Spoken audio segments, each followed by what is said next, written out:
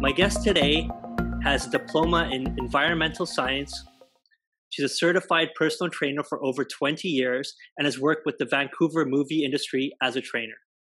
She is also a gut health expert, has a blog, which covers everything from body image to eating disorders and breast implant illness. She is also a Legacy Foundation member and Millionaire with Isagenix.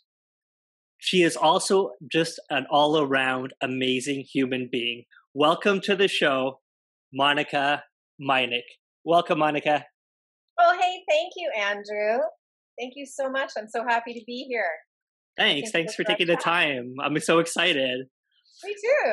Yeah, I just finished, thanks to you and Jeremy, my second 36-hour fast. Wow, how do you feel? Great. It's amazing. I was last night. I was getting weak around 24 hours, and so I started Googling what are the benefits of 36 compared to 24 because I was trying to look for like a loophole so that I could eat something, and I saw, oh my God, the benefits of a 36. That's the key number. And they said it increases by 300% effectiveness by doing the 36, and then after 36, it's diminishing returns. So you don't really have to go past 36, but between 24 and 36, it really, really helps. There's the magic. It really is, and I think it's a little known fact too that human growth hormone HGH. So we need that in order to maintain our muscle mass and also to help us produce all the, the proper enzymes and such that keep us young. And on a 36-hour fast, a female, her HGH increases about 1,200%, and for a man, it's 2,000%. Wow. So yeah, it's pretty awesome. So if you really want to maintain your muscle and that youthful vitality and your skin looking good, those 36-hour cleanses just thrown in every few weeks are just a game changer. So you've been with Isagenix for 17 years, is that correct? 17 years in March. Yeah, so this year, 17 years. It's crazy. And I never thought. And it's still hard to believe that 17 years has gone by. I feel like I've grown up in the company, literally.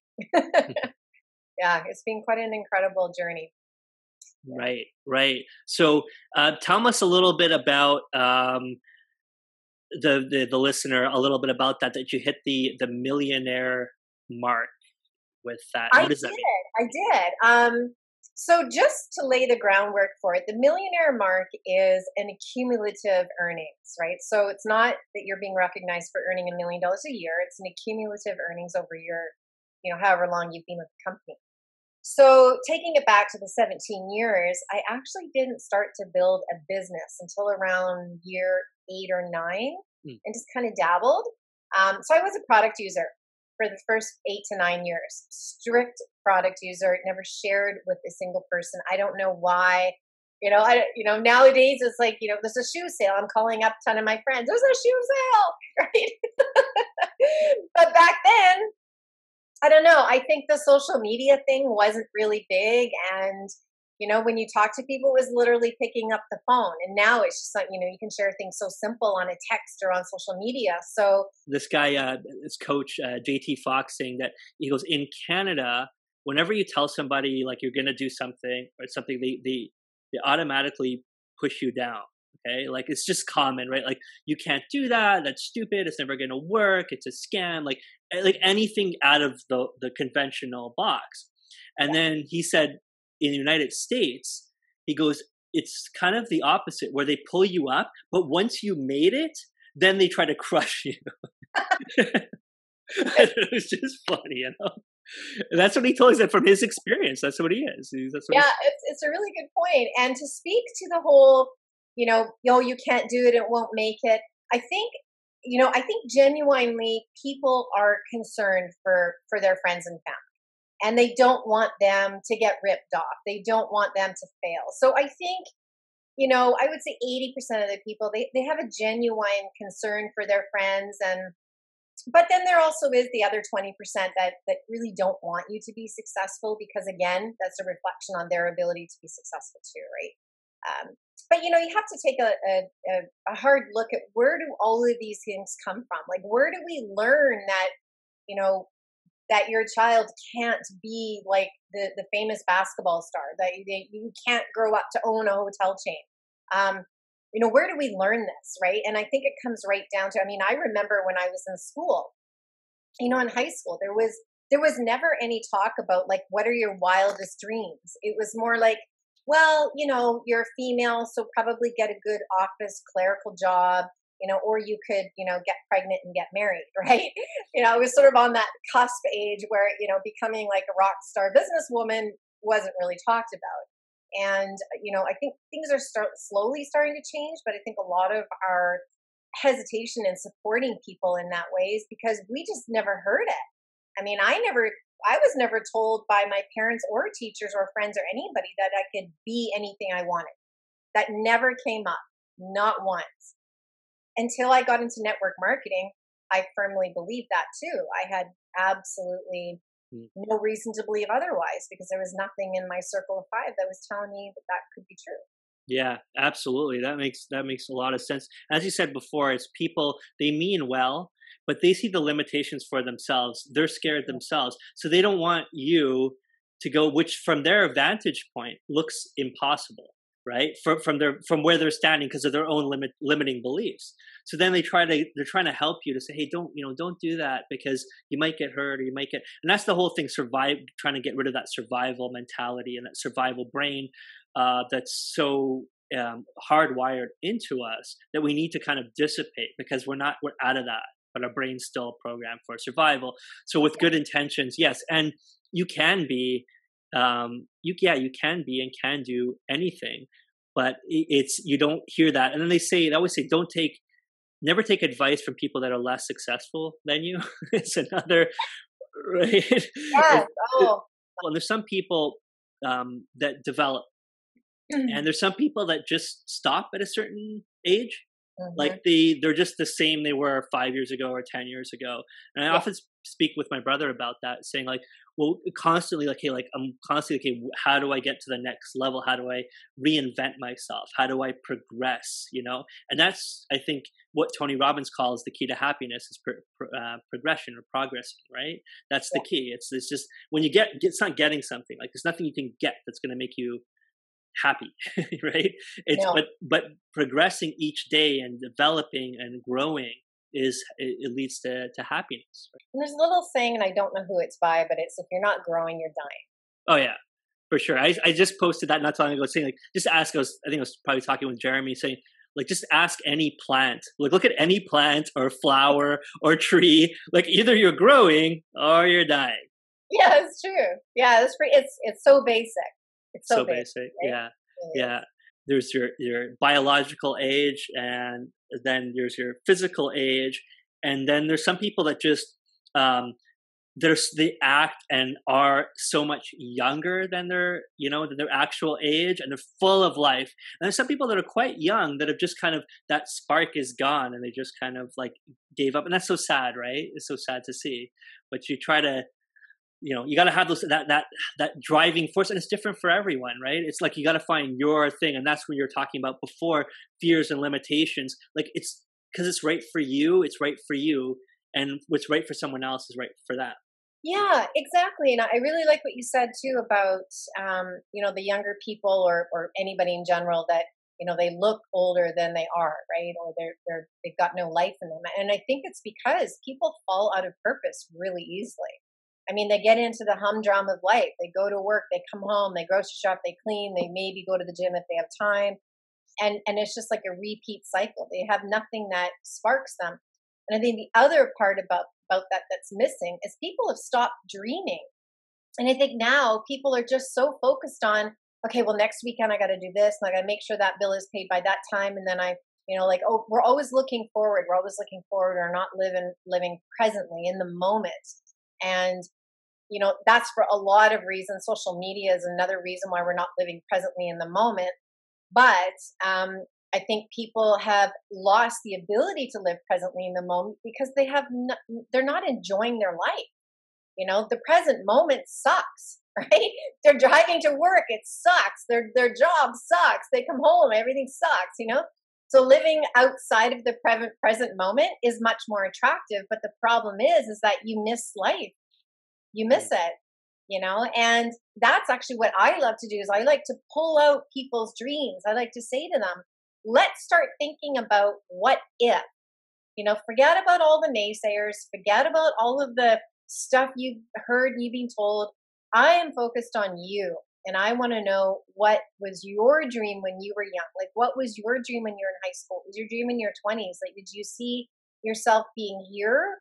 Or in your wildest dream, if you could just like wave a wand, what would your ideal day look like? You have? Yeah. And you're allowing, and I think that a lot of what you talked about is so interesting because it's about the blocks that you have and the limitations you put on yourself. So that dream ends, right? That's the minute you start saying that's impossible, then you've defined it now as impossible. It isn't, but the fact that you said it is, now it makes it so. That's absolutely right. And it's ironic that you are talking about exactly that right now because I wish I remembered the name of it, but it was just a little clip that I listened to. It was on YouTube. And the gentleman was speaking about living as if everything had already happened, right? And I've been practicing this in certain areas of my life, my personal area of my life, and, you know, just trying to envision, but actually like going about my day the last week as if I already had, you know, this dream relationship, as if I already had all of these amazing heartfelt things. And I tell you what, the energy exchange between people has already changed, like strangers. It's already changed. I noticed such a significant difference. And I feel a hell of a lot better just going about in my day, acting as if all of these things I want have already come to me. Now, they haven't, but in the reality they have, because what we want and what we desire is just a feeling, right? So if you can feel like you already have it, well, then what does it matter if it shows up today or next month or next year, right? Like you already feel like you have it.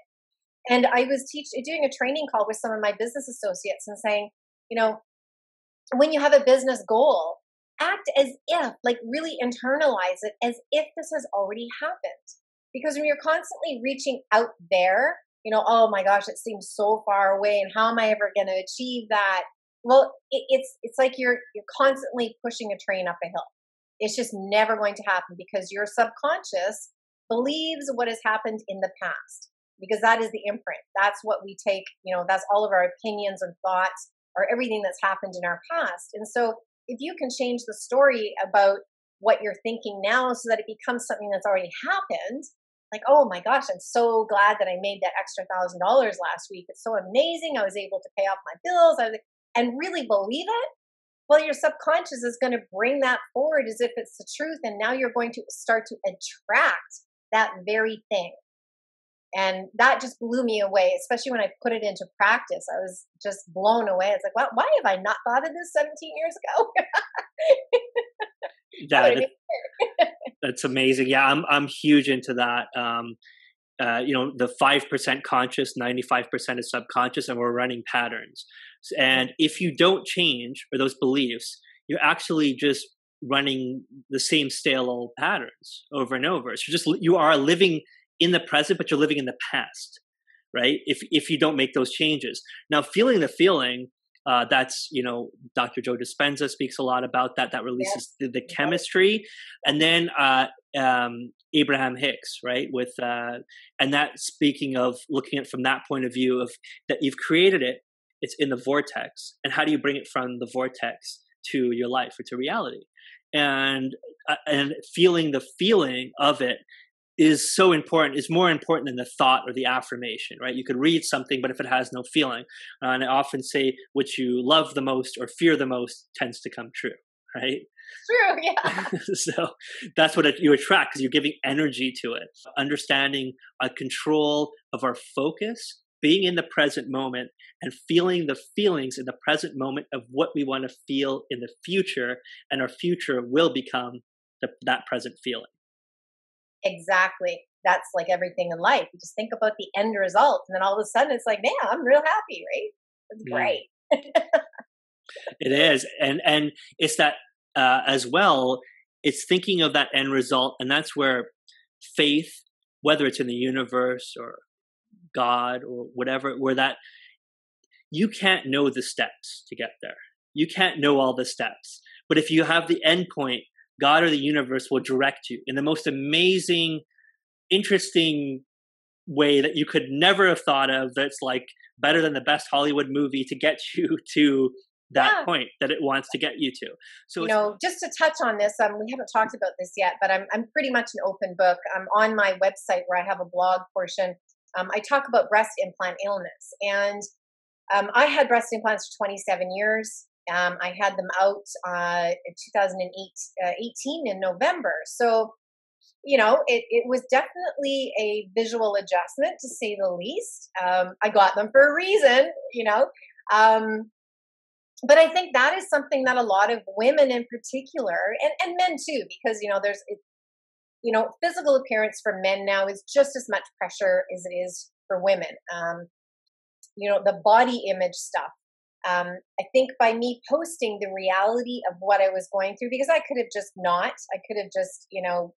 kind of kept it to myself, and but I decided to really kind of get out there with it, because I really wanted to be authentic about my feelings, about what I went through, why I got them in the first place, which a lot of women don't talk about, right? They don't talk about the fact that they were insecure. They don't talk about the fact that they didn't feel like a woman. They don't talk about the fact that, you know, they felt undesirable to men or women. And then a nice balance between, yeah, that sucked yesterday, but this is really good today. And here is what I learned. And I think that is the most important thing that you can do. And I prefer there to be a lesson in it for myself and for others. It's like, this happened, but this is how I was able to work through it. And I really honed in and used the breast implant, explant as my vehicle to really show people that, you know, you can have something terrible happen, you can get really sick, and you can do all these things. But man, like, the other side of it has just been like golden. It's been amazing. And I'm so glad I went through all of it, you know? It's a very enlightened point of view. And it is super nice of you to share that openly, because you know, it's something very private, and you have to allow yourself to be vulnerable, right? To show that side. But your vibration is high enough, and you understand that it's worth it because you can help other people, right? Oh, that's the name of the game. It's all about helping other people, right? In every single area of life.